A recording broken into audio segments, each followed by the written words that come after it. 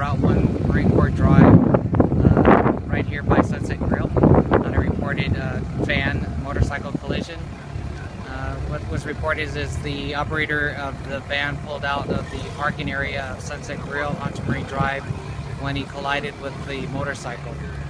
The motorcycle and van was engulfed in flames upon arrival of rescue units, and the operator of the motorcycle is dead here at the scene. You said that the 3 occupants of the van were transported? No, there was 3 male occupants in the van. The driver was transported to GMH to be treated for some burns. The other 2? The other 2 actually are here.